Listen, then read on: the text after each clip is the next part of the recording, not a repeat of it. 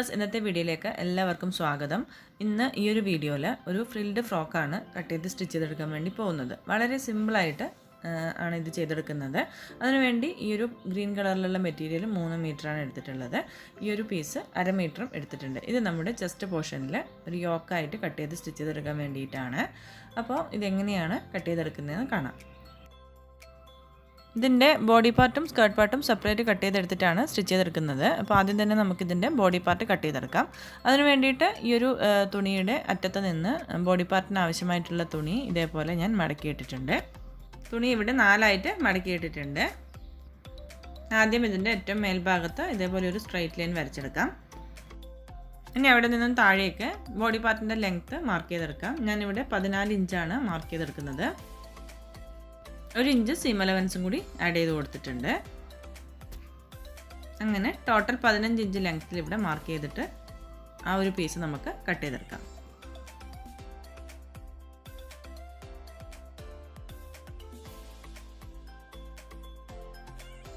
ഇനി ഇതിൻ്റെ shoulder mark ചെയ്തെടുക്കാം. എനിക്കിവിടെ ഷോൾഡർ 15 ഇഞ്ചാണ് വേണ്ടത്. അതിൻ്റെ പകുതി 7.5 ഇഞ്ച് ഞാനിപ്പോൾ ഇവിടെ മാർക്ക് ചെയ്ത് കൊടുക്കുകയാണ്.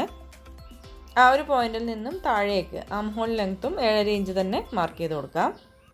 അത് ഇതേപോലെ ഒരു ബോക്സ് ആയിട്ട് വരച്ചെടുത്ത ശേഷം ആം ഹോൾ കർവും കൂടി മാർക്ക് ചെയ്ത് കൊടുക്കാം.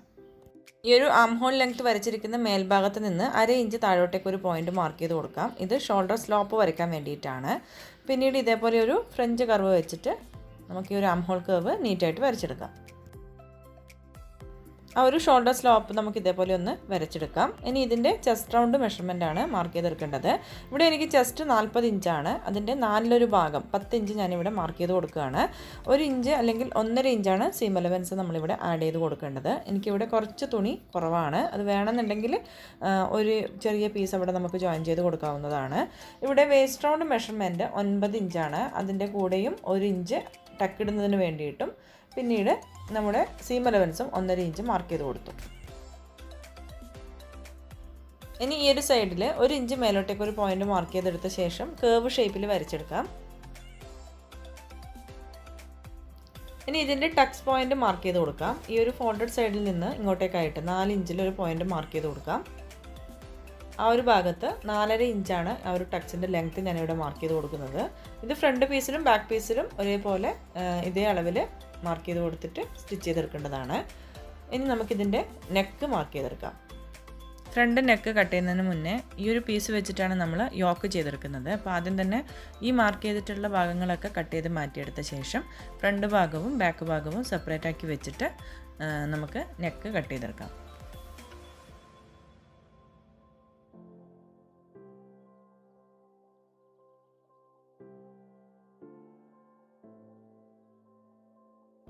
ഫ്രണ്ട് പീസിൽ ആം ഹോൾ കർവ് 1/2 ഇഞ്ച് ഉള്ളിലോട്ട് കുഴിച്ച് വരച്ചെടുക്കണം.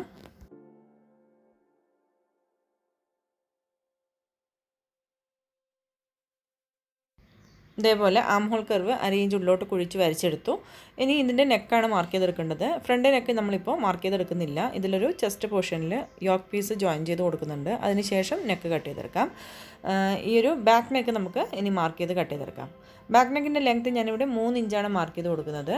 അതിൻ്റെ വിഡ്ത്ത് 3 ഇഞ്ച് തന്നെ മാർക്ക് ചെയ്ത് കൊടുത്ത് ഒരു ബോക്സ് ആയിട്ട് വരച്ചെടുക്കുകയാണ്. ആ ഒരു ബോക്സിനകത്ത് യു ഷേപ്പിലാണ് നെക്ക് വരച്ചു കൊടുക്കുന്നത്.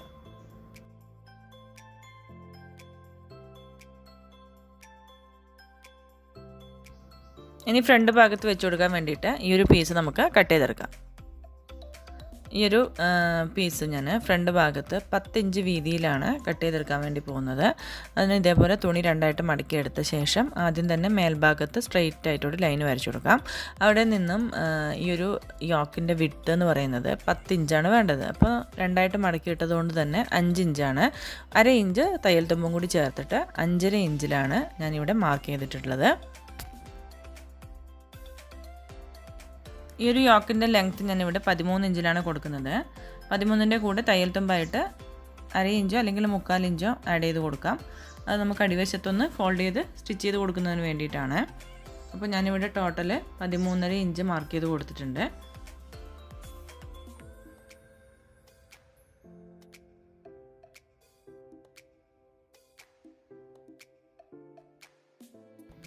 ഇനി ഇതിൻ്റെ മേൽഭാഗത്ത് നമ്മൾ 5.5 ഇഞ്ചാണ് മാർക്ക് ചെയ്തെടുത്തിരിക്കുന്നത്. താഴെ ഭാഗത്ത് 1 ഇഞ്ച് കുറച്ചിട്ട് 4.5 ഇഞ്ച് മാർക്ക് ചെയ്ത് കൊടുക്കാം. അതായത് ഒരു ബക്കറ്റ് ഷേപ്പിലാണ് ഈ ഒരു യോക്ക് ഞാൻ കട്ട് ചെയ്തെടുക്കുന്നത്. അപ്പോൾ ഇതേപോലെ വരച്ചെടുത്ത ശേഷം നമുക്ക് കട്ട് ചെയ്തെടുക്കാം.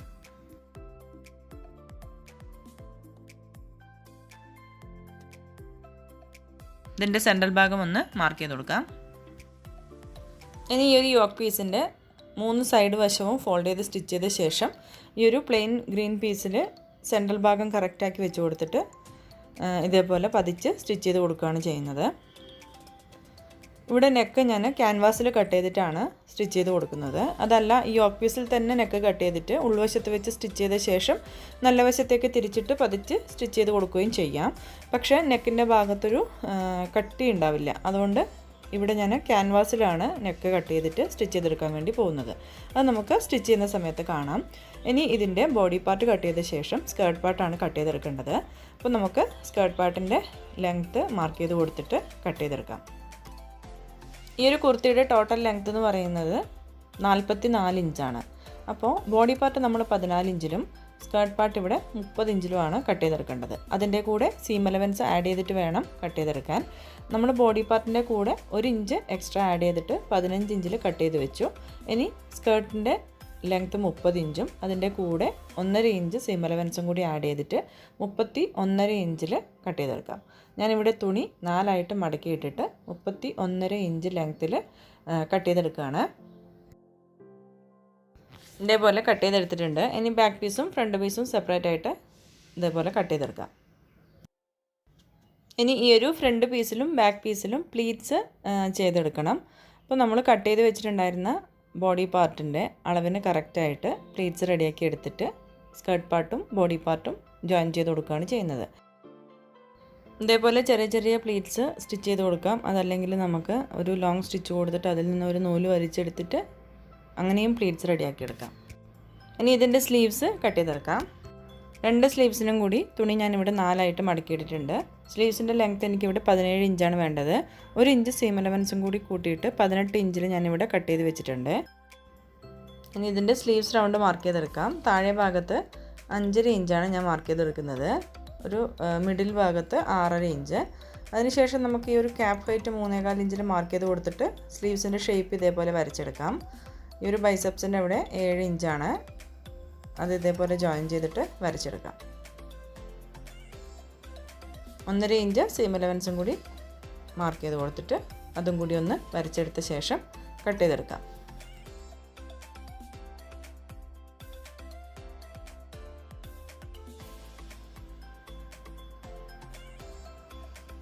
ഇതിൻ്റെ ഫ്രണ്ട് പോർഷൻ മാത്രം 1/2 ഇഞ്ച് ഉള്ളിലോട്ടൊന്ന് കുഴിച്ച് വരച്ചെടുത്ത ശേഷം കട്ട് ചെയ്തെടുക്കാം.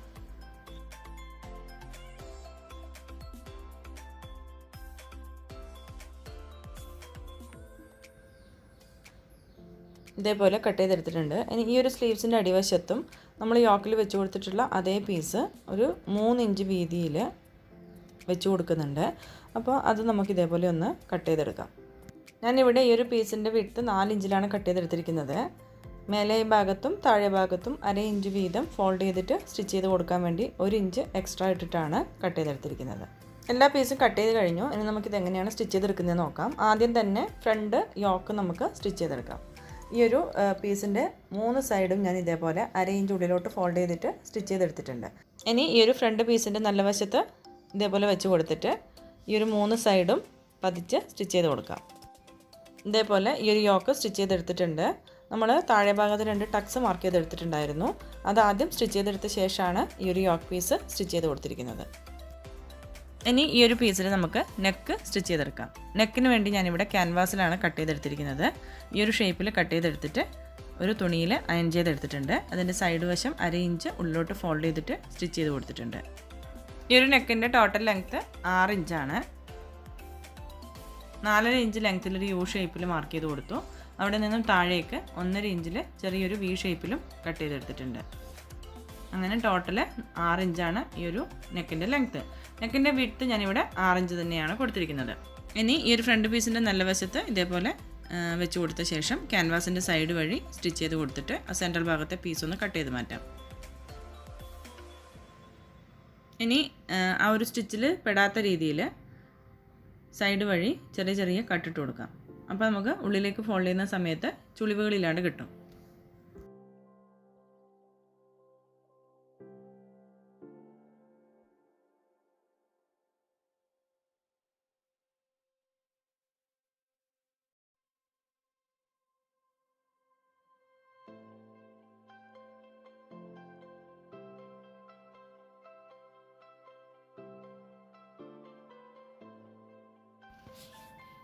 ഈ ഒരു നെക്ക് ഉള്ളിലേക്ക് ഫോൾഡ് ചെയ്ത് വെച്ചിട്ടുണ്ട്. ഇനി ഫ്രണ്ട് ഭാഗത്ത് ഇതേപോലെ ഒരു ടോപ്പ് സ്റ്റിച്ച് കൊടുക്കുകയാണ് ചെയ്യുന്നത്.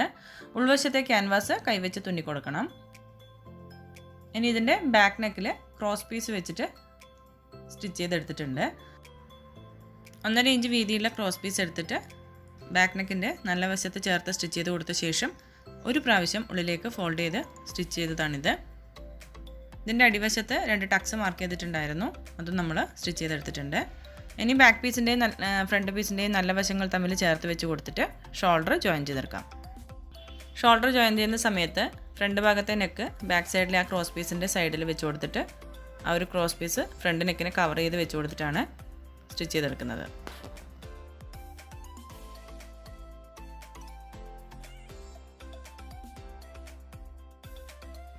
ഇതേപോലെ ഷോൾഡർ സ്റ്റിച്ച് ചെയ്തെടുത്തിട്ടുണ്ട്.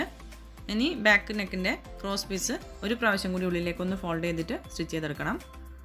ഫ്രണ്ട് നെക്കിൻ്റെ ഭാഗത്തു കൂടി ഒരു ടോപ്പ് സ്റ്റിച്ചും കൂടി കൊടുക്കണം.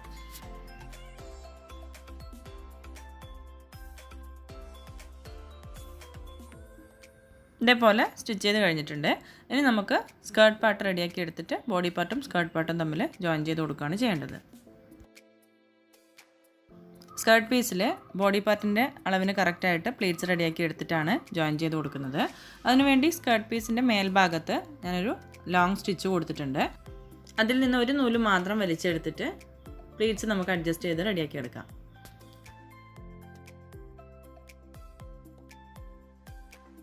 പ്ലീറ്റ്സ് റെഡിയാക്കി എടുത്തിട്ടുണ്ട്. ഇനി സ്കേർട്ട് പാർട്ടിൻ്റെ നല്ല വശവും ബോഡി പാർട്ടിൻ്റെ നല്ല വശവും ചേർത്ത് വെച്ചിട്ട് ഇതേപോലെ സ്ട്രൈറ്റ് ആയിട്ടൊന്ന് സ്റ്റിച്ച് ചെയ്ത് കൊടുക്കാം. ബാക്ക് ഭാഗത്തെ സ്കേർട്ട് പീസും ഇതേപോലെ പ്ലീറ്റ്സ് ചെയ്തെടുത്തിട്ടുണ്ട്. അതിനുശേഷം ബോഡി പാർട്ടിൻ്റെ നല്ല വശവും സ്കേർട്ട് പാർട്ടിൻ്റെ നല്ല വശവും ചേർത്ത് വെച്ച് കൊടുത്തിട്ട് ഇതേപോലെ കറക്റ്റാക്കി വെച്ച് കൊടുത്ത് സ്റ്റിച്ച് ചെയ്തെടുക്കാം. ഫ്രണ്ട് ഭാഗവും ബാക്ക് ഭാഗവും ഇതേപോലെ ബോഡി പാർട്ടും സ്കേർട്ട് പാർട്ടും ചേർത്ത് സ്റ്റിച്ച് ചെയ്ത് കൊടുത്തിട്ടുണ്ട്. ഇനി ഇതിൻ്റെ സ്ലീവ്സ് സ്റ്റിച്ച് ചെയ്തെടുക്കാം. സ്ലീവ്സിൻ്റെ അടിവശത്തായിട്ട് യോക്കിന് വെച്ചിട്ടുള്ള അതേ പീസ് നമ്മളിവിടെ സ്റ്റിച്ച് ചെയ്ത് കൊടുക്കുന്നുണ്ട്. ആ ഒരു പീസിൻ്റെ നല്ല വശം ഇതേപോലെ വെച്ച് കൊടുത്തിട്ട് അതിൻ്റെ സെൻട്രൽ ഭാഗത്തായിട്ട് ബട്ടൺ പിടിപ്പിക്കുന്നതിന് വേണ്ടി ഇതേപോലെ ഒരു പീസും കൂടി ഞാൻ റെഡിയാക്കി എടുത്തിട്ടുണ്ട്. അത് ഈ ഒരു പീസിൻ്റെ സെൻട്രൽ ഭാഗത്ത് ഇതേപോലെ വെച്ച് കൊടുത്തിട്ട് നമ്മുടെ സ്ലീവ്സിൻ്റെ പീസ് ഇതേപോലെ വെച്ച് സ്ട്രെയിറ്റ് ആയിട്ട് സ്റ്റിച്ച് ചെയ്ത ശേഷം നല്ല വശത്തേക്ക് ഇതേപോലെ ഫോൾഡ് ചെയ്തിട്ട് സ്റ്റിച്ച് ചെയ്ത് കൊടുക്കുകയാണ് ചെയ്യുന്നത്. ഇതേപോലെ സ്റ്റിച്ച് ചെയ്തെടുത്തിട്ടുണ്ട്. ഇനി ഈ ഒരു പീസ് നല്ല വശത്തേക്ക് ഫോൾഡ് ചെയ്തിട്ട് സ്റ്റിച്ച് ചെയ്ത് കൊടുക്കുകയാണ് ചെയ്യുന്നത്. ബട്ടൺ സ്റ്റിച്ച് ചെയ്ത് കൊടുക്കുന്നതിന് വേണ്ടി നമ്മൾ ഈ റെഡിയാക്കി എടുത്തിട്ടുള്ള പീസ് ഇതേപോലെ വെച്ച് കൊടുത്തിട്ട് ടൈറ്റായിട്ട് വലിച്ചെടുത്ത് സ്റ്റിച്ച് ചെയ്യാതെ ലൂസിൽ വെച്ച് കൊടുത്തിട്ട് മേൽഭാഗത്ത് ഇതേപോലെ ഒരു സ്റ്റിച്ച് കൊടുക്കുകയാണ് ചെയ്യുന്നത്.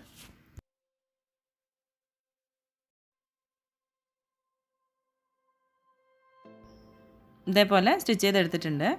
ആ ഒരു ബട്ടൺ വെക്കുന്ന പീസും ഇതേപോലെ ചേർത്ത് വെച്ചിട്ടാണ് സ്റ്റിച്ച് ചെയ്ത് കൊടുത്തിരിക്കുന്നത്. ഇനി ഈ ഒരു ഭാഗത്തൊരു ബട്ടണും കൂടി വെച്ച് കൊടുക്കാം.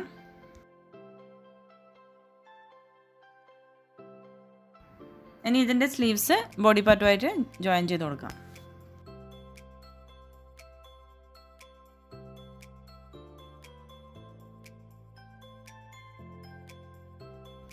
രണ്ട് സ്ലീവ്സും ജോയിൻ ചെയ്തെടുത്തു. ഇനി നമുക്ക് സൈഡ് സ്റ്റിച്ച് ചെയ്ത് കൊടുക്കാം.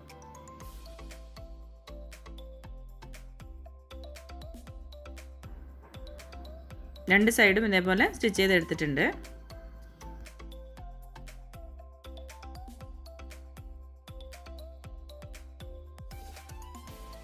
ഇതിൻ്റെ അടിവശം ഇനി 2 പ്രാവശ്യം ഫോൾഡ് ചെയ്തിട്ട് ചുറ്റിനും സ്റ്റിച്ച് ചെയ്ത് കൊടുക്കാം. ഇനി ഈ ഒരു കുർത്തിയുടെ വലതുവശത്തായിട്ട് ഷോൾഡറിൽ നിന്നും താഴേക്ക് 22 ഇഞ്ച് ലെങ്ത്തിൽ ഒരു പോക്കറ്റും കൂടി സ്റ്റിച്ച് ചെയ്ത് കൊടുക്കുന്നുണ്ട്.